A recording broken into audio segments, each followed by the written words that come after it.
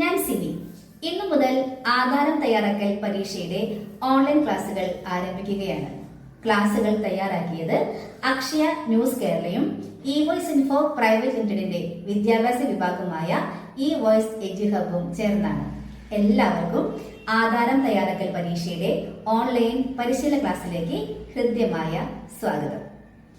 ഇന്നത്തെ ക്ലാസ് തയ്യാറാക്കൽ പരീക്ഷയുടെ തിയറി ഭാഗമായ ഭാഗം 1 കേരള ആധാരം എഴുത്തുകാരുടെ ലൈസൻസ് ചട്ടങ്ങളും അനുബന്ധ വിഷയങ്ങളും എന്നതിനെ കുറിച്ചാണ്. ഈ സിലബസിൽ നമ്മൾ പഠിക്കുന്നത് ആധാരം എഴുത്തുകാരൻ ആരാണ്, പകർത്തി എഴുത്തുകാരൻ ആരാണ്, ആധാരം എഴുത്തുകാരനും പകർത്തി എഴുത്തുകാരനും ലൈസൻസ് കൊടുക്കുന്നത് ആരാണ്, ലൈസൻസ് കിട്ടുവാനുള്ള യോഗ്യതകൾ, ലൈസൻസിൽ നിന്ന് കിട്ടാതിരിക്കാനുള്ള അയോഗ്യതകൾ, ലൈസൻസ് കൊടുക്കുന്ന അതോറിറ്റിയുടെ കടമകൾ, ലൈസൻസ് ലഭിച്ച ഒരു ആധാരം എഴുത്തുകാരൻ പാലിക്കേണ്ട ചട്ടങ്ങളും കടമകളും, ചട്ടങ്ങൾ പാലിച്ചില്ലെങ്കിൽ ലൈസൻസ് സസ്പെൻഡ് ചെയ്യുകയും റദ്ദ് ചെയ്യുകയും ചെയ്യുന്ന കാരണങ്ങൾ, ഇവയെല്ലാമാണ് ഈ സിലബസിലൂടെ നമ്മൾ പഠിക്കുന്നത്. അപ്പോൾ എല്ലാവർക്കും ഒരിക്കൽ കൂടി ക്ലാസ്സിലേക്ക് സ്വാഗതം. അപ്പോൾ നമുക്ക് ആദ്യത്തെ ക്ലാസ് നോക്കാം. ആരാണ് ആധാരം എഴുത്തുകാരൻ? പ്രമാണങ്ങൾ തയ്യാറാക്കുന്ന ജോലിയിൽ ഏർപ്പെട്ട ഒരാൾ. അദ്ദേഹം ഉടമസ്ഥ അവകാശത്തെപ്പറ്റി നമ്മളോട് ചോദിച്ചറിയുകയും കൃത്യമായ ആധാരങ്ങളുടെ മാതൃക തയ്യാറാക്കുകയും ചെയ്യുന്ന ഒരു വ്യക്തി. തയ്യാറാക്കുക മാത്രമല്ല, തയ്യാറാക്കിയ ആധാരങ്ങൾ അദ്ദേഹം മുദ്രപത്രത്തിൽ എഴുതി രജിസ്ട്രേഷന് വേണ്ടി നമ്മെ സഹായിക്കുകയും ചെയ്യുന്ന വ്യക്തിയാണ് ഒരു ആധാരം എഴുത്തുകാരൻ. ലൈസൻസ് ഉള്ള ആധാരം എഴുത്തുകാരൻ മാത്രമേ പ്രമാണങ്ങൾ തയ്യാറാക്കുവാനായിട്ട് പാടുള്ളൂ എന്നാണ് ചട്ടപ്രകാരം പറയുന്നത്. ഇനി ആരാണ് പകർത്തി എഴുത്തുകാരൻ? ആധാരം തയ്യാറാക്കൽ ലൈസൻസിയുടെ ഓഫീസിൽ അദ്ദേഹത്തെ സഹായിക്കുന്നതിനായി, ആധാരങ്ങൾ പകർത്തി എഴുതുന്നതിനായി അദ്ദേഹത്തെ സഹായിക്കുന്ന ആളാണ് പകർത്തി എഴുത്തുകാരൻ. അദ്ദേഹവും രജിസ്ട്രേഷന് വേണ്ടിയുള്ള എല്ലാ കാര്യങ്ങളിലും ആധാരം ലൈസൻസിയെ സഹായിക്കുകയും ചെയ്യുന്നു. അദ്ദേഹം ആധാരം പകർത്തി എഴുതുമ്പോൾ കൃത്യവും സ്പഷ്ടവും നല്ല അക്ഷരത്തിൽ വേണം പകർത്തി എഴുതാൻ എന്നുകൂടി ചട്ടപ്രകാരം പറഞ്ഞു വെക്കുന്നു. ഇനി ആധാരം എഴുത്തുകാരനും പകർത്തി എഴുത്തുകാരനും എങ്ങനെയാണ് യോഗ്യത നേടുന്നത്? അതിനുവേണ്ടി രജിസ്ട്രേഷൻ വകുപ്പിൽ നിന്നുള്ള എന്താണ് യോഗ്യതകൾ പറയുന്നത്?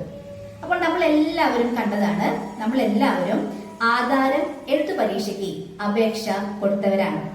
ഗസറ്റ് നോട്ടിഫിക്കേഷൻ വന്ന പ്രകാരം യോഗ്യതകളെ അറിഞ്ഞ് നിർദ്ദിഷ്ട ഫോമിൽ അപേക്ഷ കൊടുത്ത് ഫീസ് അടച്ച് നമ്മളും ഒരു ആധാരം എഴുത്തുകാരന്റെ ലൈസൻസിനുള്ള അപേക്ഷ കൊടുത്തിരിക്കുന്നവരാണ്.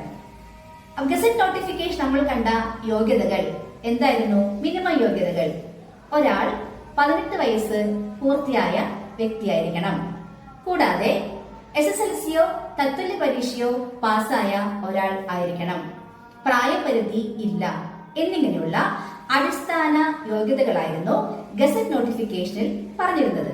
അതുപ്രകാരം നമ്മൾ താമസിക്കുന്ന രജിസ്ട്രാർ ഓഫീസിന്റെ കീഴിലുള്ള സബ് രജിസ്ട്രാർ ഓഫീസിൽ ചെല്ലുകയും നിർദ്ദിഷ്ട ഫോമിൽ അപേക്ഷ കൊടുത്ത് ഫീസ് അടച്ച് പരീക്ഷയ്ക്കായി നമ്മൾ അപേക്ഷ കൊടുക്കുകയും ചെയ്തു. ഇനി ആ പരീക്ഷ പാസ്സായാൽ മാത്രമാണ് ഒരു ആധാരം എഴുത്തുകാരന്റെ ലൈസൻസിനായുള്ള യോഗ്യത നമ്മൾ നേടുന്നത്. ഇനി അപേക്ഷ കൊടുത്ത് പരീക്ഷ എഴുതി യോഗ്യത നേടിക്കഴിഞ്ഞാൽ, ലൈസൻസ് ലഭിച്ചാൽ, ആധാരം എഴുത്തുകാരന്റെ ലൈസൻസിന്റെ കാലാവധി 3 വർഷമാണ്. ലൈസൻസിന്റെ കാലാവധി കഴിയുന്നതിനും 1 മാസം മുൻപെങ്കിലും അദ്ദേഹം ലൈസൻസ് പുതുക്കുവാൻ അപേക്ഷ കൊടുക്കേണ്ടതാണ്. ഈ അപേക്ഷ കൊടുക്കേണ്ടത് എല്ലാ വർഷവും മാർച്ച് മാസം ആണ്. ഇതിൽ ഒരു പ്രത്യേക കാര്യം കൂടി ഉൾപ്പെടുത്തിയിരിക്കുന്നു.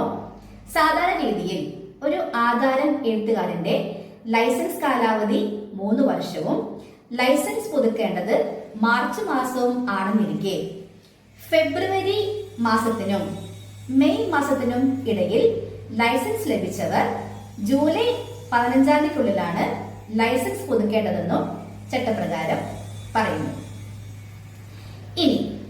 ലൈസൻസ് ലഭിച്ചാൽ അദ്ദേഹം ചട്ടങ്ങളെ പാലിക്കണം എന്നുള്ളത് ചട്ടപ്രകാരം വ്യക്തമായി പറയുന്ന കാര്യമാണ്.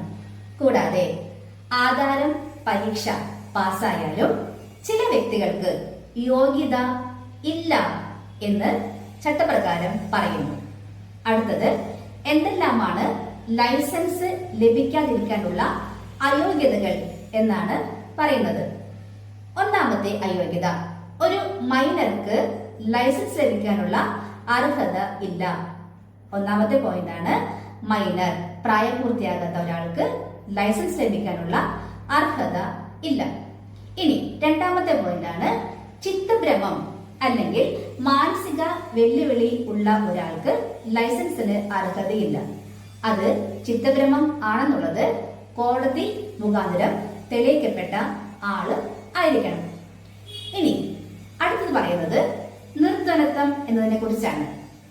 അദ്ദേഹം പാപ്പർ ഹർജി അല്ലെങ്കിൽ താൻ നിർധനൻ ആണ് എന്നുള്ളത് കോടതിയിൽ അപേക്ഷ കൊടുക്കുകയും ആ അപേക്ഷ കോടതി പരിഗണിക്കുകയും പക്ഷേ ലൈസൻസ് ലഭിക്കാനുള്ള കാലയളവിൽ ആ നിർധനത്വം കോടതിയുടെ ഭാഗത്തു നിന്ന് പാസ്സായിട്ടില്ല എങ്കിൽ അദ്ദേഹത്തിന് ആ ലൈസൻസ് ലഭിക്കാനുള്ള അർഹത ഉണ്ടായിരിക്കുന്നതല്ല.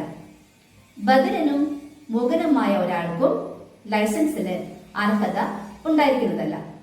കൂടാതെ പ്രാക്ടീസ് ചെയ്യുന്ന അഡ്വക്കേറ്റോ പ്ലീഡറോ അദ്ദേഹത്തെ കോടതി പ്രാക്ടീസ് ചെയ്യണ്ട എന്ന് വിലക്കിയിട്ടുണ്ടെങ്കിൽ അവർക്കും ലൈസൻസ് കിട്ടാനുള്ള യോഗ്യത ഇല്ല. കൂടാതെ സർക്കാർ ജോലിക്കാർ ആണെങ്കിൽ സർക്കാർ ജോലിയിൽ നിന്നും റിട്ടയർ ചെയ്തു, ആ റിട്ടയർമെന്റ് സ്വഭാവ ദൂഷ്യം കൊണ്ട് ആണെങ്കിലും അദ്ദേഹത്തിന് ആ കാലയളവിൽ ലൈസൻസ് ലഭിക്കാനുള്ള അർഹത ഇല്ല. ഇനി അടുത്ത അയോഗ്യത പറയുന്നത് ലൈസൻസ് ഒന്നിലധികം പ്രാവശ്യം സസ്പെൻഡ് ചെയ്ത വ്യക്തിയാണെങ്കിലും അദ്ദേഹത്തിന് ലൈസൻസിനുള്ള യോഗ്യത ഉണ്ടാവുന്നില്ല. വീണ്ടും ഒരു അയോഗ്യത കൂടി പറയുന്നു.